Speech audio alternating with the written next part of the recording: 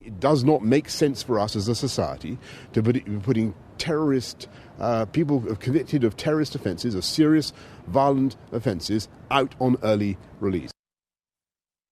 That's the UK Prime Minister Boris Johnson.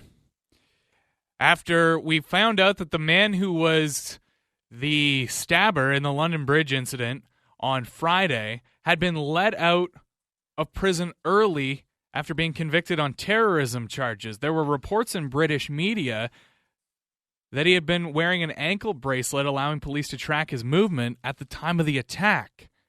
And the obvious question becomes, how does this happen? How is someone allowed to be let out early and then go on to do something like this? Phil Gurski is the president and CEO of Borealis Threat and Risk Consulting. He's been on the show before on a lot of terrorism-related issues. He joins us on the line this morning. Phil, I mean, that's the big question, right? How does this happen?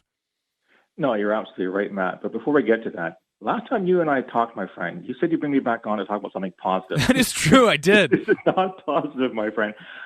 No, there's a lot of very embarrassing questions and finger-pointing going on right now. And I think to complicate matters, they're in the midst of an election, which could or could not return Boris Johnson. The polls are showing he will return as prime minister. But this is the absolute worst thing in one way you want to have happen during an election campaign, a successful terrorist attack. And as you said, not just any terrorist attack, but one carried out by somebody who'd been convicted on terrorism and then released. So there are lots of people wondering, asking the same question you did, how the hell does this happen, in 2019 in the UK? What would be the first thing investigators would try to do in this? I guess it wouldn't be the frontline investigators. It would more be a review of the system to figure out how this happened. Would it be going back and seeing why he was released early? Is that the obvious first step there?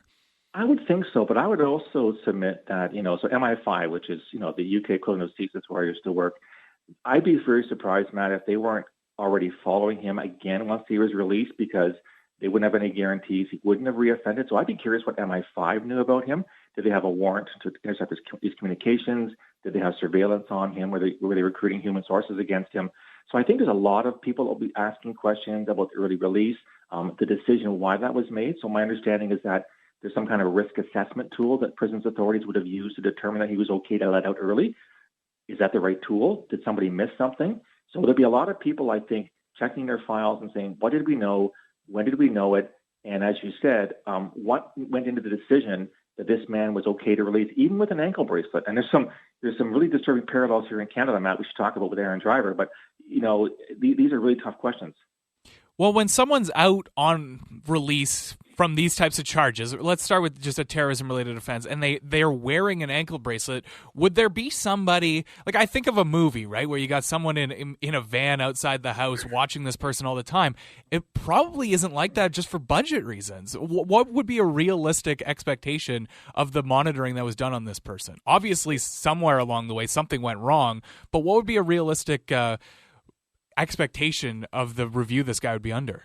Yeah, I hate to tell you this, Matt, but Nick Nolte and Eddie Murphy in a car doing surveillance is not the norm. No, I would think it probably isn't, yeah.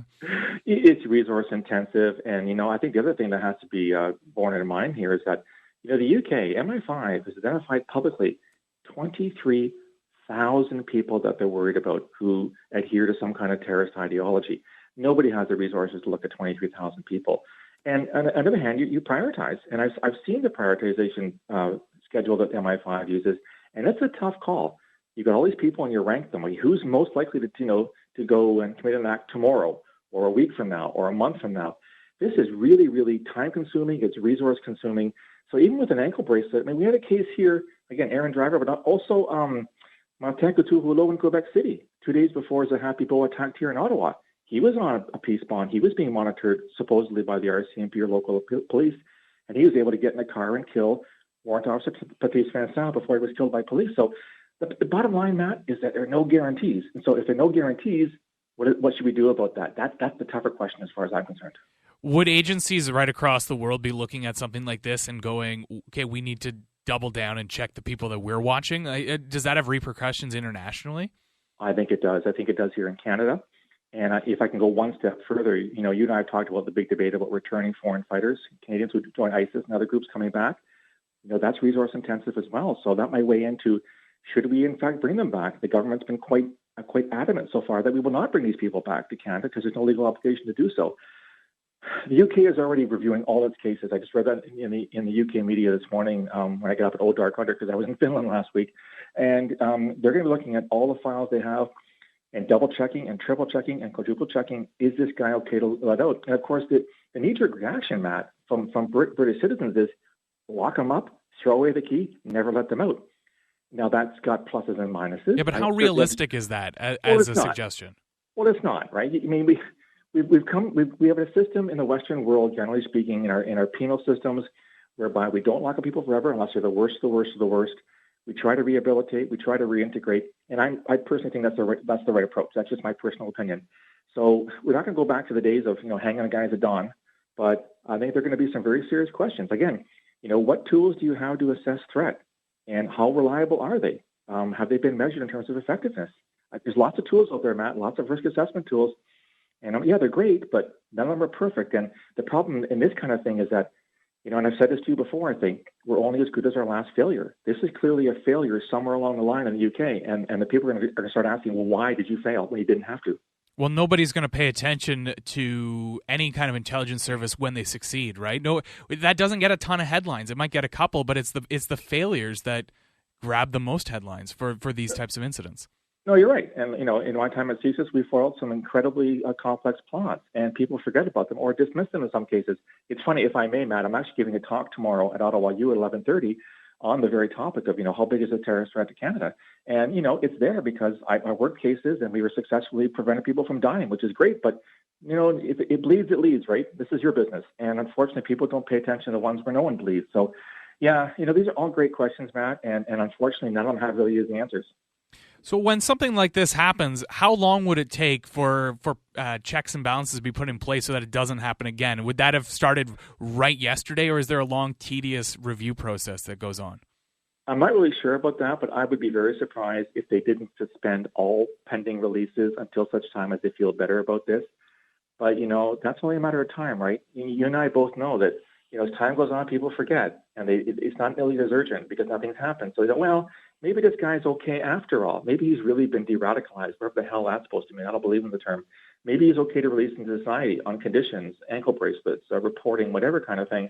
So I think that, time heals all wounds. I'm not using that facetiously in this case, but people's memories are shallow and they're very short. And I think we'll be asking ourselves the same question 5 years when you call me again, Matt, to talk about something like this, and because something else has happened. So, but I would be very surprised if anyone gets anywhere near being released anytime soon in the UK.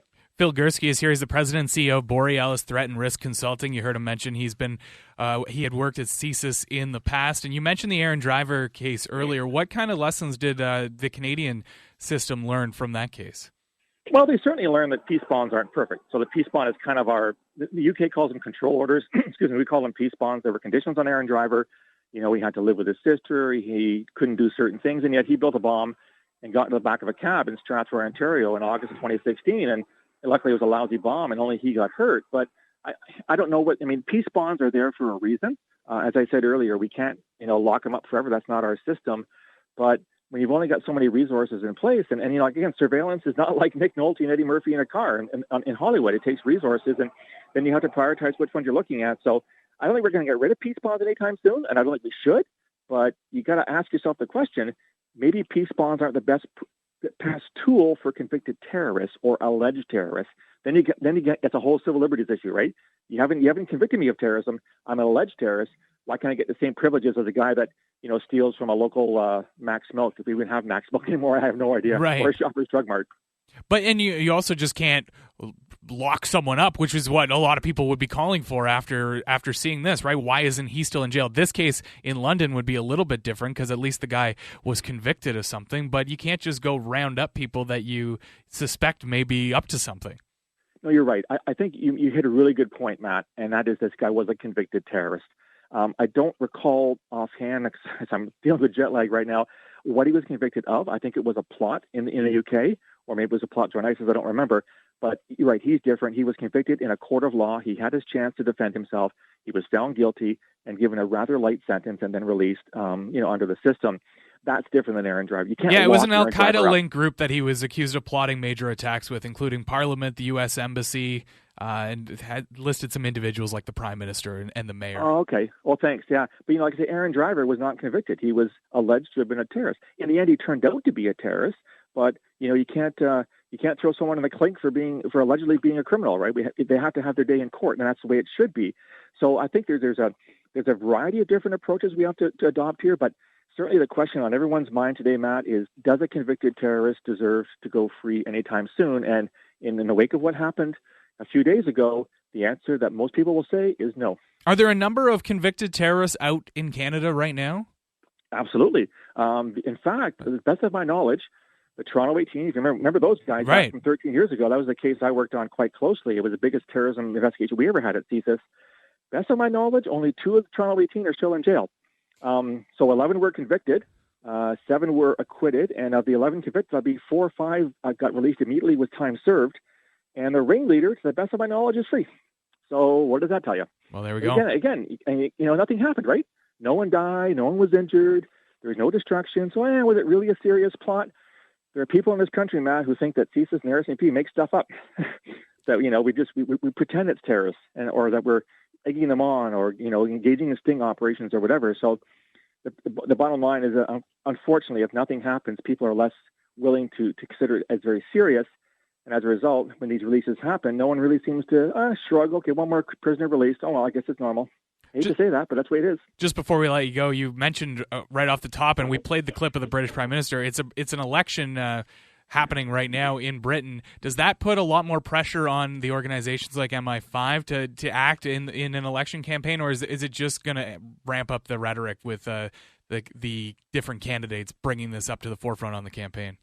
Let me give you a real quick example to show what happened. So if you go back to 2004, remember the Madrid attack, the Madrid Metro? Right. 200 people died, over 1,600 wounded. That happened 3 days before a Spanish election. The Spanish government tried to blame the Basque separatists. We all know that was crap. Basques don't do that.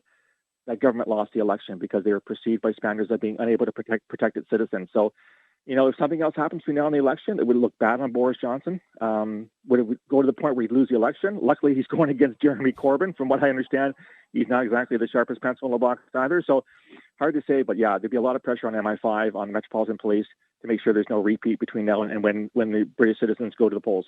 Thanks, Phil. We appreciate the insight as always. My pleasure, Matt. Have a good one.